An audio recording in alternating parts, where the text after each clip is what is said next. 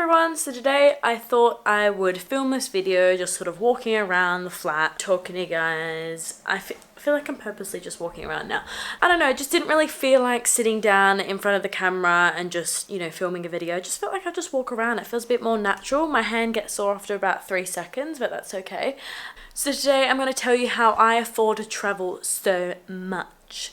I'm not trying to brag or anything like that. It's just a lot of people ask me questions like, how much money do you earn? You must earn a lot of money, you know, if you can afford to travel so much, and like, how do you do it, blah blah blah, all that sort of thing. I usually go away probably every 2 months or so, I don't know. Quite a few times a year, maybe 6 times a year, and then I like to go away for like short breaks as well within England and Wales and stuff like that. So I go away a lot, I feel like, compared to just a normal person, a regular everyday person. Anyway, my hand's so sore. Why did I choose to do this? So I've got 3 things that I want to tell you how I afford to travel so much. The first thing, and I feel like the most important, is I save. If you want to see the world and go on lots of holidays and go traveling, you have to make it your priority. Now the thing is, people say, yeah, but I do want to go traveling, I do want to do this, and it's like, well, if you really want something, you will put money towards it and you will go without other things. I go without having like the latest clothes and having all the latest things because I'd rather put my money towards having an experience and being able to travel. Especially when it comes to food as well, I just try my best to be really savvy and not waste food. I make sure I just save as much as I can. I think I probably put away about 40% of my income into savings, like travel savings. That's only at the moment because I am saving for a very big holiday and it is within a short space of time that I've got to save. So at the very most, I'll say probably 40%, which is quite a lot. And no, I don't have a high income. I don't earn a lot of money. I probably earn like very low income, minimum wage, I guess, in the UK. So no, I don't. And I pay rent, I pay bills, I pay for transport, tram ticket, you know, I have other things that I have to pay for. I don't get things for free or anything like that.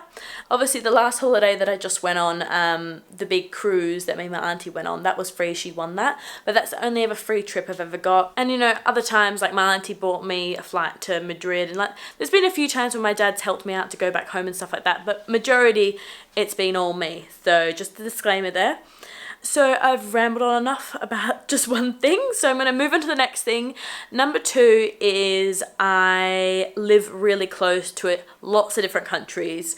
So I currently live in Manchester in the UK, and obviously, as some of you may know, Europe is on our doorstep. We've got so many different countries and so many different cultures that are so close to us, you know, within a few hours flying time, and only like 50 to 100 quid worth. So it's really, really cheap to fly out to Europe from the UK. So that's why I live here, because I love just being able to pop over, because you can just go for the weekend and it's not a huge, big expedition. It doesn't cost you too much. You can find flights as cheap as 20 quid even return, which is ridiculous. I'm from Australia, so being able to fly to places within a few hours and it only be, you know, 50 quid or so is just amazing.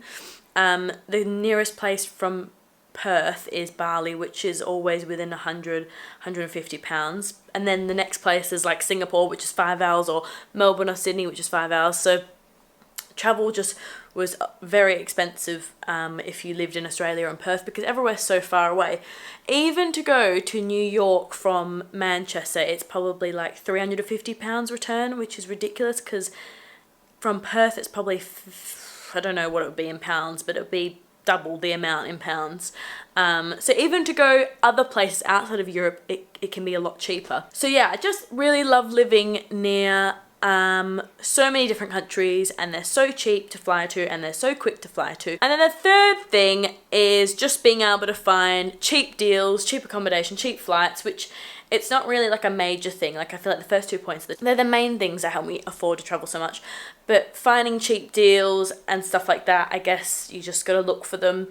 If you go to my how to plan a holiday video, I talk all about how I find cheap deals and stuff like that, cheap flights, and how I sort of get the best hostel or best Airbnb price and all that sort of thing. I always try and go on Skyscanner and sort of see which date's the cheapest, you know, that sort of thing. There's not really much more I can say on that because I have made other videos about that. I hope this video helps you because I feel like if you just do what I've said, you'll be able to travel a lot as well. Like, it's not hard. Travel can be very cheap. It doesn't have to be super expensive, and you don't have to earn tons of money to be able to travel. So I hope you enjoyed watching this video, and I hope you enjoy this new sort of setting. Hope it wasn't too annoying. Don't forget to subscribe, and also comment below on tips and tricks on how you afford to travel so much. I don't know, something like that. I hope you enjoyed watching. I'm gonna go now. Bye!